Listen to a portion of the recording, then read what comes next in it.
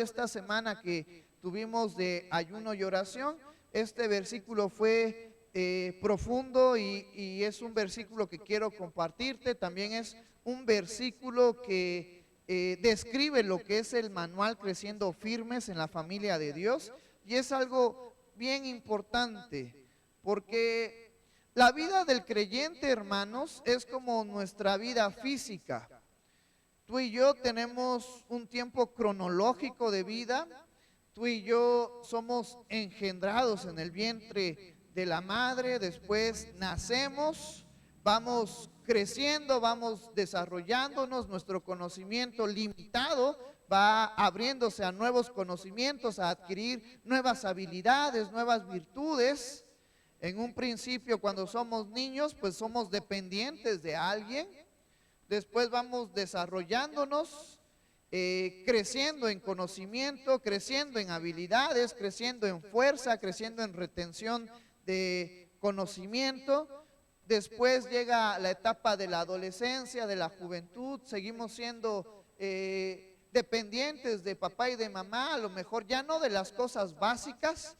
Dentro del ser humano, las cosas básicas para poder subsistir, para poder vivir en esta vida, pues es el alimento, es el agua, es la cobija, la ropa, el cariño. Y cuando somos niños, pues nuestros papás nos dan alimento, nuestros papás nos dan líquido que pueda entrar a nuestro organismo para poder tener esa agua que nuestro cuerpo necesita, después esa ropa, después ese cariño. Pero conforme vamos creciendo ya no necesitamos de papá y de mamá para poder comer algo. Tenemos hambre, abrimos el refrigerador, nos preparamos algo. Después pasamos a la vida de la juventud y de la vida adulta, donde ya formamos una familia y ahora nuestros hijos dependen de nosotros y nosotros tenemos que abastecerles de todas sus necesidades, y es algo parte de la vida. Pues la vida del creyente es similar. Cuando venimos a los pies de Cristo, estamos iniciando en conocer a Jesús, en conocer sus mandamientos. Somos como bebés, nos dice Pablo, que empezamos con conocimiento, no un conocimiento fuerte en el cual no podamos comprenderlo, sino con un conocimiento rudimentario, fácil, accesible de comprender. Pablo menciona como leche que toman los bebés. Así nosotros empezamos en la vida del creyente, en la vida del conocimiento de Dios. Y de ahí depende de lo que nosotros queramos, si seguir con un conocimiento básico en la palabra de Dios o abundar, desarrollarnos, crecer en el conocimiento de la palabra de Dios. Todos somos creyentes, todos los que hemos aceptado a Jesús somos creyentes, somos salvos, pero no todos vamos a madurar al mismo nivel y en el mismo tiempo. Eso ya depende de cada uno de nosotros. Se nos dan las herramientas, se nos da el conocimiento, se nos da el fundamento, pero de cada uno de nosotros depende desarrollarnos en el conocimiento de la palabra de Dios. Entre más tiempo dedicamos a conocer la palabra de Dios, entre más tiempo dedicamos en conocer a Dios a través de la oración, a través de las acciones que Jesús nos manda a hacer, vamos desarrollándonos y vamos creciendo en el conocimiento de la palabra de Dios. Y este versículo, el versículo que leíamos en unos momentos atrás, nos dice el versículo 6, por tanto, de la manera que habéis recibido al Señor Jesucristo, andad en Él. Tú y yo hemos recibido a Jesús, y lo que el apóstol Pablo le está diciendo a la iglesia de Colosas, le está diciendo: ustedes que recibieron a Jesús, que se les enseñó a Jesús. En aquel tiempo Jesús ya había ascendido al cielo. Sin embargo, los discípulos, los apóstoles, aquellos que se tomaron esto en serio de llevar el conocimiento de Jesús a los lugares donde Jesús no había ido, o los lugares donde no habían escuchado de Jesús, llevaban ese conocimiento de Jesús. Las personas escuchaban, discernían y tomaban la decisión de creer o no creer. Gracias a Dios, a nosotros nos llegó ese mensaje de Jesús y hemos decidido creer en Jesús. Lo mismo estos hermanos en esta iglesia. Les habían hablado de Jesús y no solamente les habían hablado de Jesús, sino dice este versículo, habían recibido a Cristo. Y conforme a lo que hemos estado estudiando en el libro de Romanos, para poder ser salvos, nos dice Pablo en Romanos, que tenemos que confesar nuestros labios que Jesús es nuestro Señor y creer con el corazón de que Dios le levantó de entre los muertos. Ellos habían recibido y creído en Jesús como su Señor. Y cuando el apóstol Pablo pone la mención de Señor, si te acuerdas, era una palabra que solamente se utilizaba en dos acciones. ¿Te acuerdas de esas acciones? No a todos se les decía Señor, conforme está escrito en romano o en griego. Esta palabra Señor que Pablo usa en Romanos nos está hablando que era una palabra que dedicaban a su Dios. Y esta palabra también se usaba para referirse a ¿quién? Al emperador romano. Esta palabra solamente era usado para esas dos acciones, para su Dios en el que habían creído y para su gobernador, para su emperador romano. Entonces cuando Pablo menciona que si confesamos con nuestros labios que Jesús es nuestro Señor, esa palabra significa si nosotros creemos que Jesús es nuestro Dios, el que tiene el control de nuestras vidas, el que es superior de nosotros y aquel que gobierna nuestras vidas. Así como los romanos ponían su fe y su esperanza en algún Dios para que éste les hiciera un milagro en medio de sus necesidades, en medio de la batalla, Pablo nos está diciendo, si tú y yo hemos creído que Jesús es el que ve por nosotros, el que puede suplir nuestra necesidad, el que puede hacernos un milagro en nuestras vidas, y así como los romanos le dedicaban esta palabra al emperador, al César, para decirles el que gobierna nuestras vidas, nuestra prioridad no importa, sino lo que él quiere, nuestros deseos no importan, sino lo que el emperador diga, lo que el emperador diga es lo que se va a hacer. Cuando el apóstol Pablo dice, si ustedes comprenden que Jesús es el que rige nuestras vidas, que Jesús es el que debe de guiar nuestras vidas, que la voluntad nuestra no importa, sino la voluntad de ¿quién? De Jesús. Entonces ustedes van a ser salvos. Y luego nos dice, y si creyeres con el corazón que Dios le levantó de entre los muertos. Porque para los judíos Jesucristo no llegó a ser el Mesías porque no cumplía algunas características que cuando tú y yo lo analizamos, vemos que Jesús las cumplió hablando en el plano espiritual y que ahora estamos esperando su venida para que Él nos libre de esta vida física y que Él tome el control de esta tierra. Y la nueva Jerusalén que ahorita está en el cielo va a descender del cielo y se va a plantar en Jerusalén. Y todas las cosas van a ser diferentes. Y si tú te pones a pensar acerca de cómo Dios va a traer su reino aquí en un mundo de corrupción, pues por eso es la tribulación. Por eso en Apocalipsis nos dicen que van a descender las estrellas y se van a impactar contra la tierra y que el agua se va a volver amarga y que muchas cosas van a pasar, porque es una manera en la que Dios va a santificar y a purificar esta tierra, para que después el reino de nuestro Señor Jesucristo venga a establecerse aquí. Si tú creías que íbamos a estar viviendo por toda la eternidad en el cielo, Apocalipsis nos dice que la nueva Jerusalén en la cual tú y yo vamos a estar por toda la eternidad va a estar aquí, en esta tierra. Y los judíos no creían, no todos los judíos creían en Jesús. Por eso Pablo en Romanos le dice a aquellos que realmente iban a creer en Jesús: tienes que creerlo como tu Dios, pero también tienes que creer que Él venció a la muerte. Porque para muchos judíos Jesús tenía conocimiento y eso lo volvía solamente un profeta, pero no el Mesías. Porque el Mesías iba a encargar de vencer a la muerte. Y por eso cuando Jesús resucitó al tercer día, los fariseos y los altos mandos del consejo judío sobornan a la guardia romana para decir: no, Jesús no resucitó, lo que sucedió es que sus discípulos se lo llevaron muy de mañana. Y entonces muchos ponían ese pretexto para decir: no, es que Jesús no resucitó, es que Jesús, sus discípulos se lo llevaron y lo escondieron para que creyeran que resucitó. Y muchos judíos podían creer en Jesús y decir: bueno, sus enseñanzas son atractivas, son buenas, pero no creo que haya resucitado.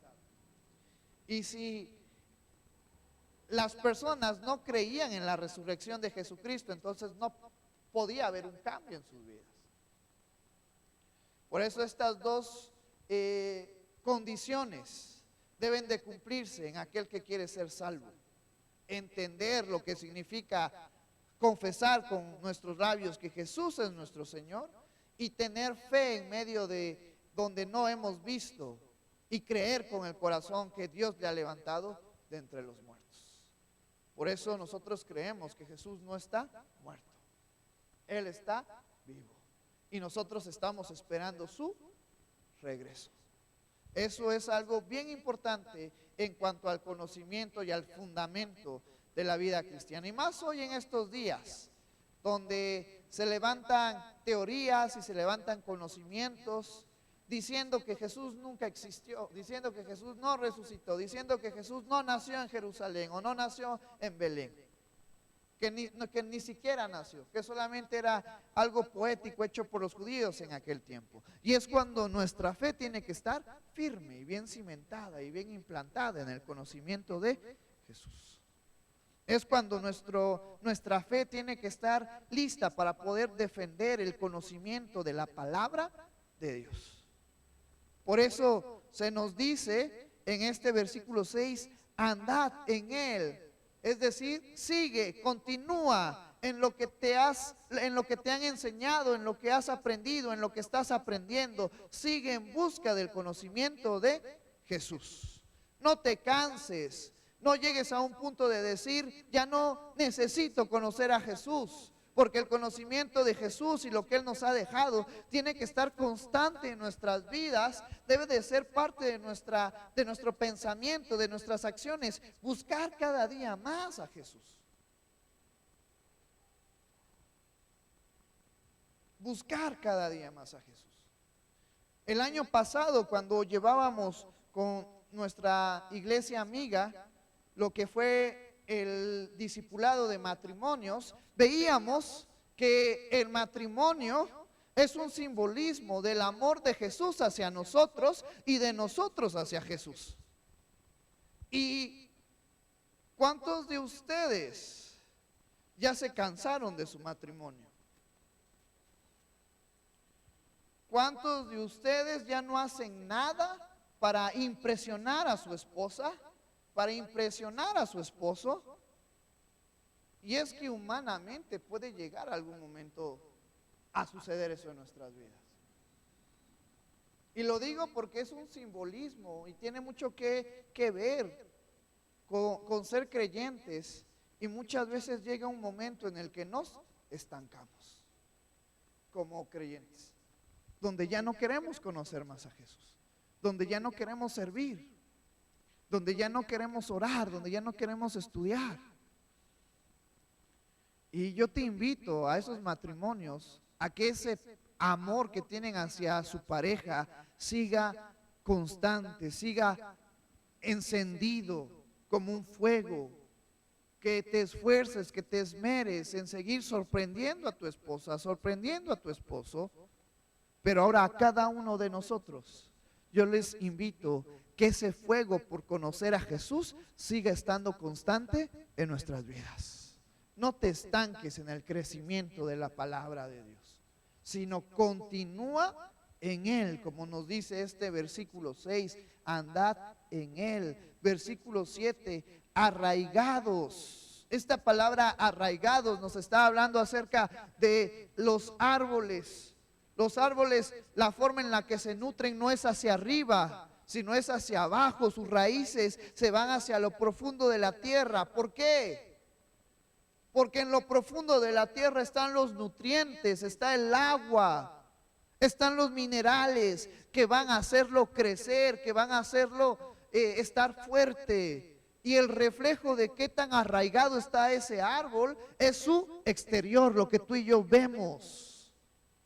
Se nos invita en este versículo y nos dice, arráigate en el conocimiento de Jesús, echa raíces, pero no raíces que sean poco profundas o que estén sobre la tierra, echa raíces profundas, que el conocimiento, que el amor, que lo que Jesús nos ha enseñado sea nuestra nutrición, sea nuestro alimento, sea nuestra agua. Y Jesús en el Evangelio de Juan mencionó dos cosas fundamentales para la vida del creyente. Jesús dijo, yo soy el agua y cualquiera que de mí beba no tendrá sed jamás. Y luego Jesucristo dijo, yo soy el pan de vida. Nuestra vida como creyentes debe de estar arraigada ¿en quién? En Jesús. El pastor Antonio el domingo pasado, por cierto, el pastor Antonio y la hermana Carmen les mandan saludos. Ellos no pueden estar con nosotros en este día de servicio, pero estoy seguro que la hermana Carmen está viéndonos en línea.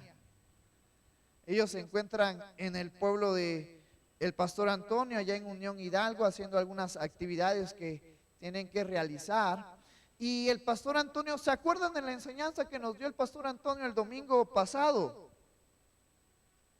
Tocaba Mateo. Nos hablaba acerca de esa reflexión que Jesús, después del Sermón del Monte, pone como ejemplo y dice, cualquiera que me ha escuchado y no hace lo que yo le dije, es como alguien que edifica su casa sobre la arena. Se arraiga solamente ahí en la tierra, no profundiza. Y vienen las pruebas, y vienen las aflicciones, y vienen las necesidades. ¿Y qué pasa con esa casa? Se derrumba. Pero Jesús dijo, pero cualquiera que oye lo que yo les he dicho y lo hace, lo compararé como un hombre prudente que edificó su casa sobre la roca. Haciendo referencia el pastor Antonio, que Jesús es nuestra roca, que Jesús es nuestro fundamento, que nuestra vida tiene que planificarse y tiene que crecer en base en Jesús. Y Jesús dijo, y cuando vengan los vientos y la marea y soplen contra esta casa va a permanecer firme, porque ha sido edificada sobre la roca. Jesús está diciendo, cualquiera que hace las enseñanzas que yo le he dicho, se está edificando, se está plantando sobre mí. ¿Y quién es más fuerte que Jesús?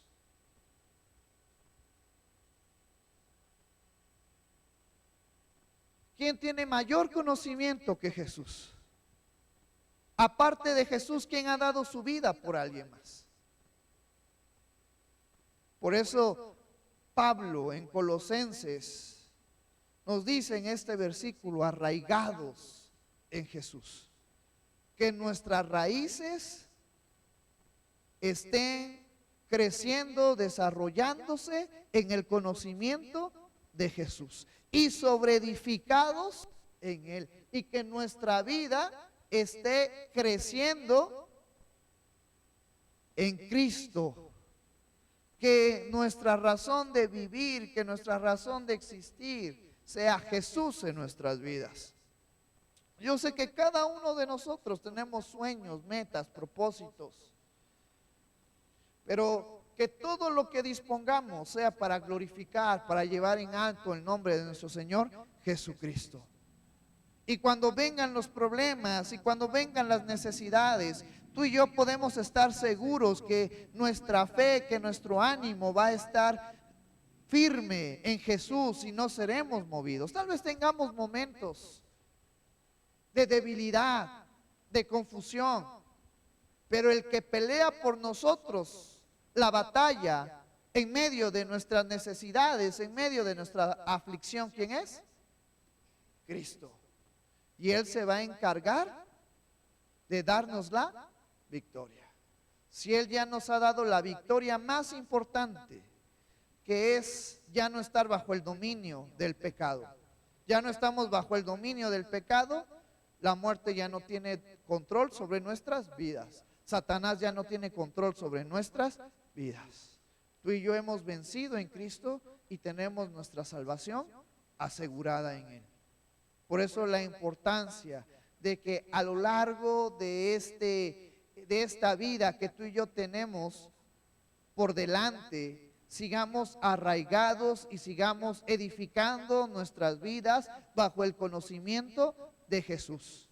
Y nos dice este versículo 7, y confirmados en la fe, que esta fe, la que nos habla en Hebreos, de que tú y yo vimos, no palpamos a Jesús, pero creemos en Él, que esta fe siga firme en nuestras vidas, que esta fe, que es lo que el mundo nos quiere quitar con nuevos conocimientos, con nuevas formas de ver la vida, siga firme en nuestras vidas, pero no solamente eso, sino que esa fe que tú y yo tenemos, podamos dársela a los que van atrás de nosotros, a los niños, a los adolescentes que están creciendo, que ellos puedan ver nuestra fe, que nosotros podamos ser ejemplos de fe, para que cuando ellos sean grandes, y ahorita dependen de nosotros, cuando llegue el momento de que van a haber niños, adolescentes atrás de ellos, que ahora van a depender de ellos, puedan estar firmes en la fe, porque los tiempos van cambiando, porque cada día este mundo se está alejando de Dios,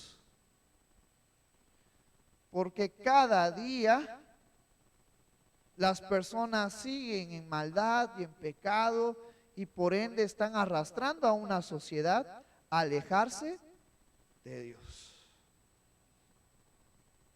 Porque ahora es más evidente que a lo malo se le llama bueno. Y tú y yo tenemos que estar firmes en nuestra fe. Porque yo ya no estoy preocupado por mí mismo. Si hoy saliendo me pasa algo, yo sé que me voy con Dios. Pero ¿sabes quién sí me preocupa? Aquellos que están todavía aprendiendo del conocimiento de Dios. Aquellos pequeños, aquellos adolescentes que en algún tiempo van a tener que tomar la decisión de creer o no creer en Jesús. Y tú y yo jugamos un papel fundamental para que ellos digan: yo creo en el Dios que creen mis padres, porque he visto cómo Dios ha trabajado en sus vidas. Por eso la gran responsabilidad que tú y yo tenemos de arraigarnos y sobreedificarnos ¿en quién? En Cristo. Porque un factor determinante para que los adolescentes, cuando tomen la decisión de creer o no creer en Cristo, ¿sabes quién? ¿Sabes en dónde nace? En casa, con papá y con mamá. Si mi vida es como la de los demás y mi hijo me ve creciendo, decir: si mi papá es igual que todos, ¿para qué va a la iglesia? ¿Para qué voy yo? Mejor me quedo. Es una gran responsabilidad la que tú y yo tenemos. porque nuestros hijos están aprendiendo de nosotros. Son como una esponja. Cuando la metes en el agua, ¿qué pasa? Absorbe el agua y sube su volumen. Pues los niños están aprendiendo todo lo que tú y yo hacemos. Y eso va a influir en la decisión que ellos tomen cuando llegue el tiempo de creer o no creer en Jesús. Y eso es algo que determina la circunstancia de la sociedad. ¿Por qué la sociedad hoy se está yendo cada día más alejada de Dios? Porque a la gente ya no le importa conocer a Dios. Pero tú y yo tenemos que jugar un papel importante, no en este mundo, en nuestra familia, en nuestros hijos, porque ellos son los que nos están viendo, los que nos están observando. Por eso dice este versículo 7, así como habéis sido enseñados, abundando en acciones de gracia. No es de gracias. Nuestras vidas tienen que ser como ofrendas, como holocaustos, como acciones de gracias elevadas a Dios. Y cuando hace la referencia de acciones de gracias, todo lo que hagamos sea para engrandecer el nombre de nuestro Señor Jesucristo. Para eso fuimos tú y yo creados. Para con nuestras vidas, para con nuestros pensamientos, para con nuestras habilidades, para con nuestras virtudes, para con lo que tenemos, glorifiquemos a Dios a través de todas estas cosas. Llevemos una vida agradecida, una vida con gozo, una vida con alegría, recordando que Jesús es el Señor de nuestras vidas, recordando que el que dirige nuestra vida es Jesús, recordando que en algún momento vamos a estar con Él para toda la eternidad, recordando que ahorita solamente somos forasteros en este mundo, que nuestra verdadera ciudadanía no es esta, sino es una ciudadanía celestial, nos dice el apóstol Pablo. Que todo lo que tú y yo tenemos aquí es algo pasajero, efímero, que tiene un principio y un final. Que hay cosas que duran menos y hay cosas que duran un poquito más, pero que al final todo es pasajero. Eclesiastés nos dice, Salomón nos dice en Eclesiastés que todo es vanidad en esta tierra, en esta vida. Que al final de cuentas todos vamos a volver al polvo. Y que debemos de enfocarnos en las cosas que son eternas. Y Jesucristo nos dice y nos recuerda que hagamos tesoros en aquel lugar donde el orín y la polilla y los ladrones no hurtan ni minan. Esta vida es bonita. En esta vida tenemos que trabajar por culpa de Adán. Las mujeres tienen que sufrir un poquito por culpa de Eva. Y eso es lo bonito de la vida. Pero no nos aferremos, no nos arraiguemos en esta vida temporal. Recordemos que tenemos una vida mejor. ¿En dónde? En el cielo. Y eso lo sabemos gracias al conocimiento que Jesús nos ha dejado.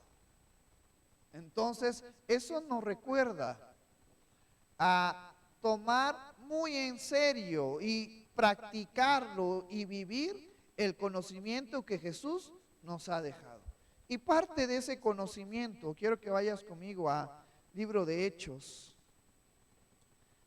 es que tú y yo recordemos lo básico, lo fundamental en la vida del creyente. No es que saquemos diferentes conclusiones y una nueva metodología para poder conocer la palabra de Dios. o que tengamos mucho conocimiento, sino que recordemos y volvamos a las sendas que se nos fueron marcadas cuando nuestro Señor Jesucristo estuvo y después de que Él ascendiera a los cielos. Y esto me recuerda en lo que tú y yo tenemos que movernos a lo largo de esta tierra, a lo largo de esta vida que tú y yo tenemos por delante. Yo como pastor no les pido cosas que no sean imposibles, porque no puedo pedir algo que yo tampoco pueda hacer. Quiero que vayas conmigo al libro de Hechos, capítulo 2.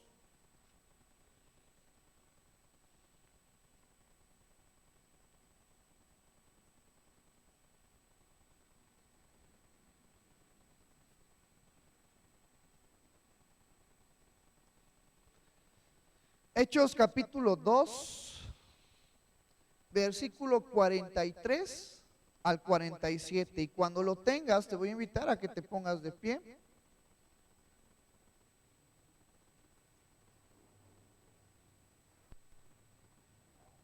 Vamos a leerlo desde el versículo 42. Hechos capítulo 2, versículo 42 al 47.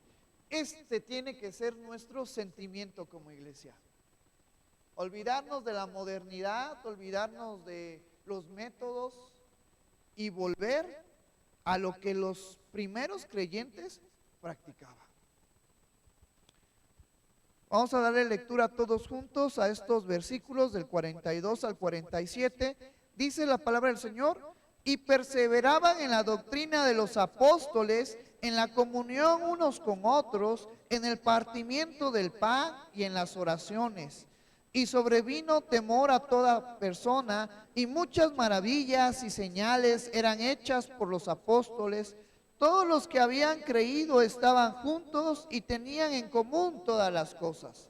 Y vendían sus propiedades y sus bienes y los repartían a todos según la necesidad de cada uno. Y perseverando unánimes cada día en el templo y partiendo el pan en las casas, comían juntos con alegría y sencillez de corazón, alabando a Dios y teniendo favor con todo el pueblo. Y el Señor añadía cada día a la iglesia los que habían de ser salvos. Puedes tomar tu lugar. Esto es lo que tú y yo tenemos que hacer. Es lo que tú y yo tenemos que practicar. Es lo que tú y yo tenemos que vivir. Versículo 42, perseverar en la doctrina de los apóstoles, en el conocimiento de Jesús, tener esa comunión unos con otros, esa armonía, esa misma dirección, esa misma visión. Yo sé que cada uno de nosotros piensa de manera diferente, cada uno de nosotros tiene gustos diferentes, pero lo que nos une, ¿sabes quién es? Cristo. Y con base a ello tú y yo debemos de andar juntos en armonía. Y grandes cosas van a suceder, y yo sé que en esta iglesia grandes cosas han sucedido y van a seguir sucediendo, pero es necesario que tú y yo recordemos cuál debe de ser el sentimiento de nuestra iglesia. Versículo 44, todos los que habían creído estaban juntos, todos los que habían creído en Jesús eran uno solo, un solo cuerpo, una sola familia. Tú y yo, mi deseo es que nos sintamos en familia, porque somos una familia en Cristo. Y me atrevo a decir que la familia en Cristo tiene más valor que la familia de sangre. Porque la familia de sangre algún día va a terminar, y más si la familia no es cristiana. Pero la familia en Cristo va a perdurar por toda la eternidad. Entonces, yo quiero que veas a cada uno de los hermanos que están aquí, y en lo que podamos debemos de ayudarnos. Debemos de hacer mancuerna, debemos todos juntos ir en la misma dirección.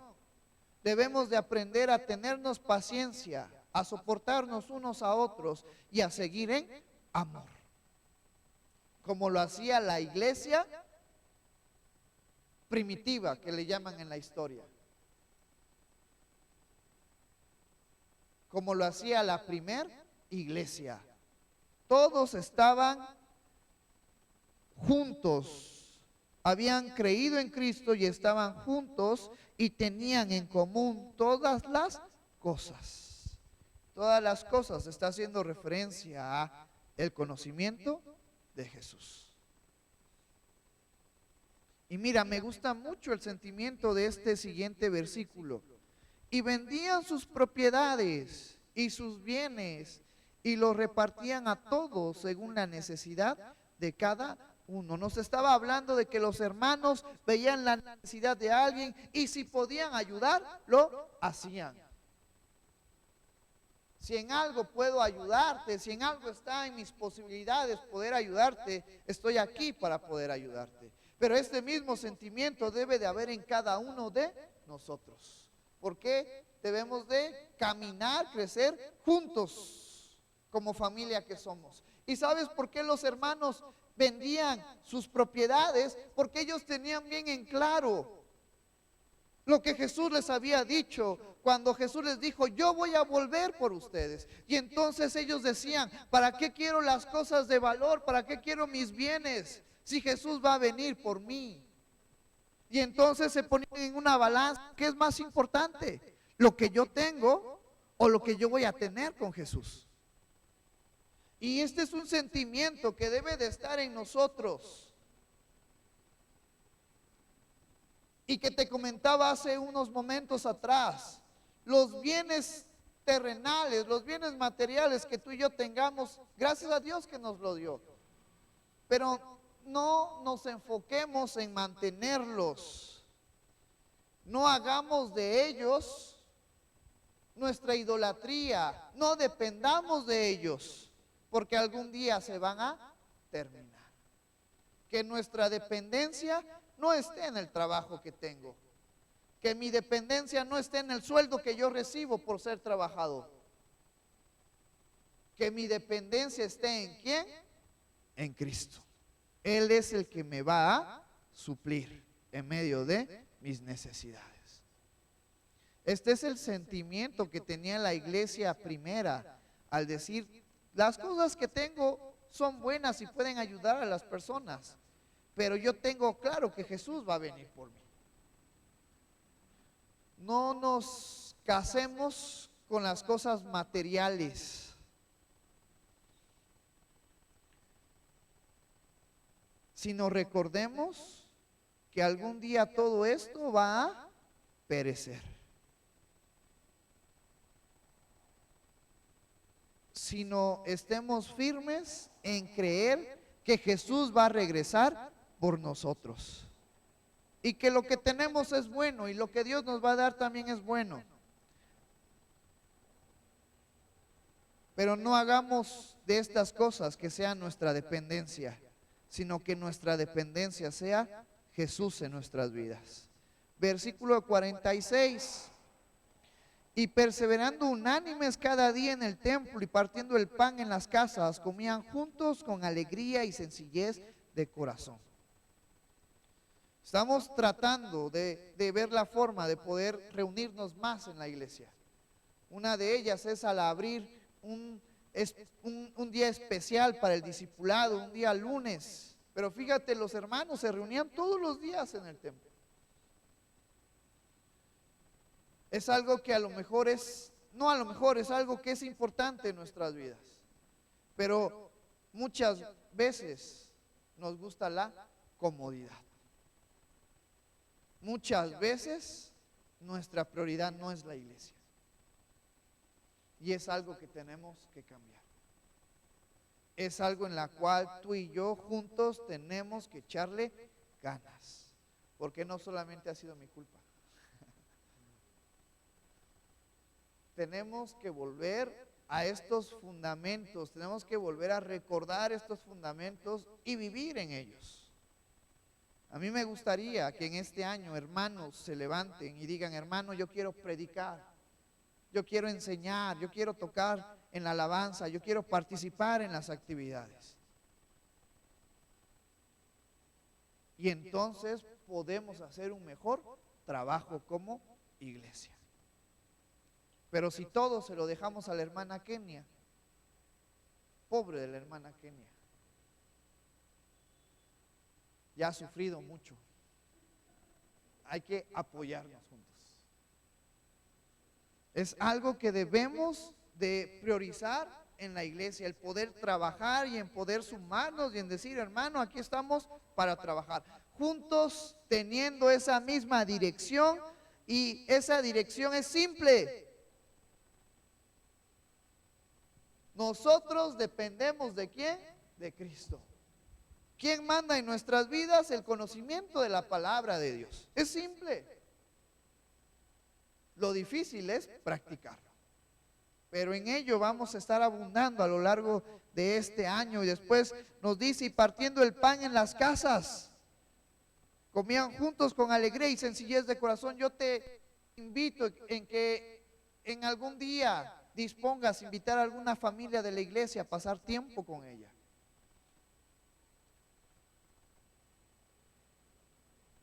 Para poder conocerse, para poder saber sus necesidades. Es algo que tenemos que practicar. No te estoy diciendo invita a toda la iglesia, pero si lo quieres hacer, bienvenido sea. Pero conózcanse entre familias.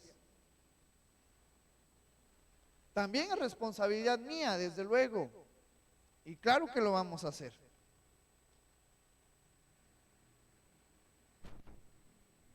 Y fíjate lo que dice, y dice este versículo en Hechos, que no comían manjares, no comían cosas costosas que fueran de sacrificio para las familias. Solamente nos dice, partiendo el pan en las casas, comían juntos con alegría y sencillez de corazón. Versículo 47. Y el resultado de todo esto, que no es algo imposible para nosotros, ni algo imposible para nuestra iglesia, nos dice este versículo 47, alabando a Dios y teniendo favor con todo el pueblo.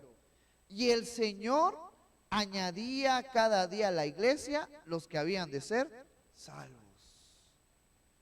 ¿Quién hace el trabajo más difícil? Dios.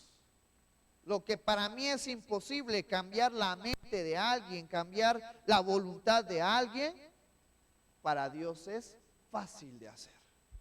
Pero tú y yo, se nos manda, se nos aconseja, se nos recomienda que hagamos esto que tú y yo acabamos de leer. ¿Es algo difícil? ¿Es algo que no está al alcance de nosotros? ¿O lo podemos hacer? ¿Lo puedes hacer? Vamos a hacerlo. En este año vamos a trabajar en la armonía, en la comunión, unos con otros. Porque las guerras se ganan estando juntos. Jesús en alguna ocasión dijo que una casa dividida entre sí trae desgracia, trae derrota. Entonces, en este año, de una manera más conscientes, quiero que recordemos que tenemos que trabajar en nuestros lazos de unidad, juntos como iglesia. Ponte de pie en esta hermosa tarde y vamos a terminar este servicio, esta enseñanza que hemos visto con una oración, y después vamos a pasar a la comunión que tenemos en esta tarde. Gracias, Señor, por tu amor, gracias, Padre, por tu misericordia y gracias por tu bondad. Señor, te alabamos, gracias por esta enseñanza, espero que sea de mucha bendición para nuestras vidas. Ayúdanos, Padre, a ser hacedores de tu palabra, a hacer lo que se nos ha mandado, Señor, a no buscar grandes cosas, a no buscar cosas que sean difíciles de hacer, sino a lo que tú nos mandas, que son cosas sencillas, cosas que están a nuestro alcance.